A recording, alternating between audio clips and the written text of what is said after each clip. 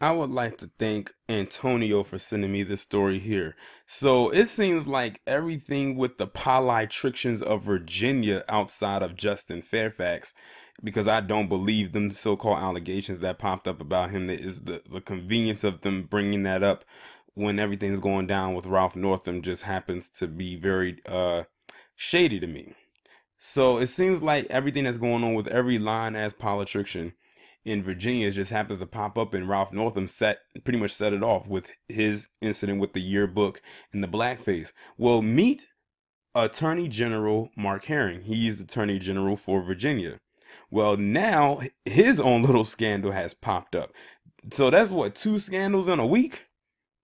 Um, well, basically, and the thing is, I saw his face on the TV on on various news outlets today, but I didn't know who he was and why they kept showing him. So when his picture comes up, when I type it in the Google search, I said, okay, so that's the guy that they've been talking about, but I still didn't know why. Well, apparently they said he has been thrown into the chaos over the whole blackface thing because some stuff came out about him wearing blackface himself back in 1980, which was what, year, 1 or 2 years before the picture got into that yearbook with Ralph Northam in his blackface incident. I wonder if they knew each other.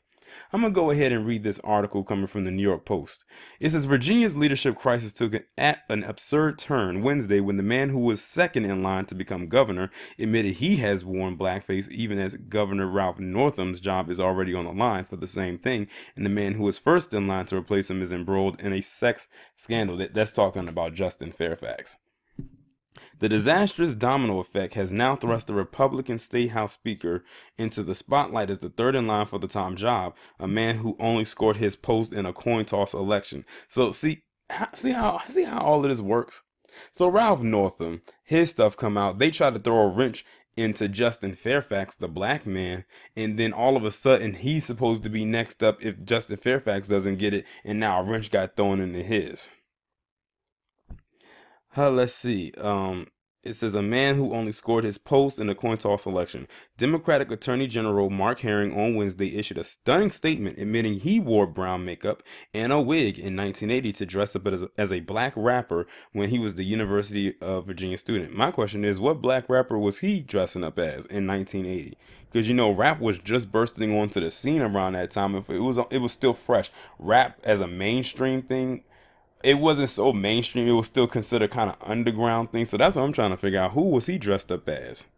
Like, what rapper exactly? It says in 1980, when I was a 19-year-old undergraduate in college, some friends suggested we attend the party dressed like rappers we listened to at the time, like Curtis Blow, and perform a song. It sounds ridiculous even now writing it. Well, here's the thing. If you wanted to dress up as Curtis Blow, all you had to do was get a jerry curl wig, and whatever Curtis Blow was wearing back in the day, you didn't have to paint your face black. Like, let's be real here. What white person would had a jerry curl back in the day?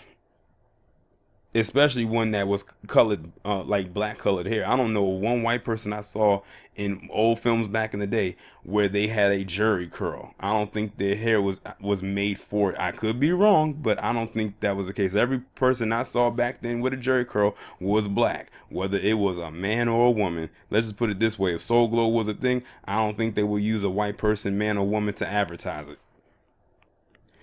It says, but because of our ignorance and glib attitudes, and because we did not have an appreciation for the experiences and the perspective of others, we dressed up and put on wigs and brown makeup. The admission by the second in line to take over the State House came just days after he trashed Northam for much the same thing. See how it's amazing how all of this stuff comes out. He trashed Ralph Northam, which he should have been. And then he had stuff going on with him where he was doing the same exact thing. It is no longer possible for Governor Northam to lead our Commonwealth, and it is time for him to step down. Herring, who now claims his own blackface shame has haunted me for decades, did not offer to resign, saying instead that in the days ahead, honest conversations and discussions will make it clear whether I can or should continue to serve as Attorney General. Well, if you're not going to step down, then why the hell are you going to tell Ralph Northam to do the same thing? Y'all in the same boat, and you're both not doing the same thing. No matter where we go from here, I will say that from the bottom of my heart, I am deeply, deeply sorry for the pain that I caused with this revelation. My thing is this: it sounds like to me, because it's saying that he admitted it, so it sounds like to me the media did not dig for this. It sounds like he admitted this on his own accord. That's just like with the whole Liam Neeson thing. A lot of people seem to think that the media dug up that stuff about Liam Neeson. No, he admitted that on his own. When he was being interviewed, he admitted what he did on his own accord. The media did not dig this up like they did with, say, Kevin Hart. He told the people what he did 40 years ago on his own accord. Questions over the state's leadership first arose last week over a photo on Northam's page in his medical school yearbook showing a man in blackface and another in a KKK garb. In the next in line for his job, Lieutenant Governor Justin Fairfax was then hit with sexual assault allegations. Northam has denied he is either of the men in the racist image and suggested it was placed on the page due to an editorial mix-up, but in doing so, he claimed he had once put on blackface to mimic Michael Jackson. A staffer from the yearbook, however, has come forward to insist the photos were chosen by an individual student. Anything is possible, but the probability is low unless someone was out to get him and was able to get access to all this stuff, the yearbook's page designer Dr. William Elmwood told CNN Tuesday.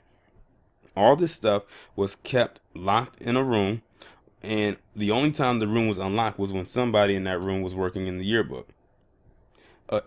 Adding to the succession shambles, the third in line for the Virginia governorship, if Northam, Fairfax, and Herring all step down, as a state house speaker Kurt Cox, a Republican whose party gained its one-seat control of the Virginia House of Delegates by sheer chance in 2017. Now, if that happens, say hypothetically speaking, that guy gets that position over, if Northam finally resigns, Justin Fairfax by some sheer whatever can't get it, and this will happen to this guy doesn't get it, and they put the Republican there, then I will really side out of this situation. So basically the whole thing was to pretty much get a Republican in that spot. The election for the balance tipping seat result in a tie, and the GOP candidate won when his name was drawn from a bowl. Cox called on Northam to resign over the weekend, and on Wednesday said Herring should adhere to the standard he has set for others or he loses credibility. He added that the allegations against Fairfax are extremely serious and said the governor, his victim, and the people of Virginia all deserve a full airing of the facts. Fairfax once again on Wednesday rejected the allegations that he sexually assaulted a woman named Vanessa Tyson in 2004, right before Tyson came forward to speak out about the alleged incident. Fairfax said he wanted to emphasize the need to listen to women when they come forward with allegations of sexual assault, even as he insisted his encounter with Tyson was consensual. I wish her no harm or humiliation, nor do I seek to denigrate her or diminish her voice, but I cannot agree with a description of events that I know is not true. Tyson first approached the Washington Post in late 2017 after Fairfax was elected and accused him of forcing her to perform oral sex on him during the 2004 Democratic National Convention in Boston.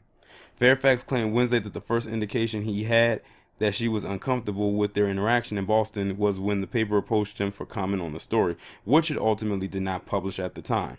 15 years ago, when I was an unmarried law student, I had a consensual encounter with the woman who made the allegation. At no time did she express to me any discomfort or concern about our interactions, neither during that encounter nor during the months following it, when she stayed in touch with me, nor the past 15 years, he said in a statement.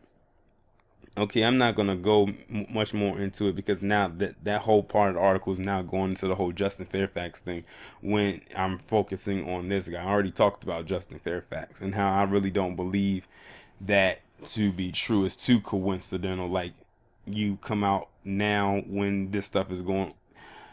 Back to him. Yeah, I said I don't care for either party, but I will say something. That Republican, that Kurt Cox, he basically echoes something I just said. He would be a hypocrite to continue on with what he has going on when he basically told Ralph Northam that he needs to step down for what he did, and if he doesn't step down, it would make him look like a hypocrite. So I do agree with that Kurt Cox person on that aspect, because that's the truth. You would look like a hypocrite. I'm telling you, it's a dog-eat-dog world out here, and I'm love the mudslinging that is going on right now. I can't say I have any complaints. But y'all let me know what you think about this down in the comments. Like, share, subscribe. I will talk to you in the next one.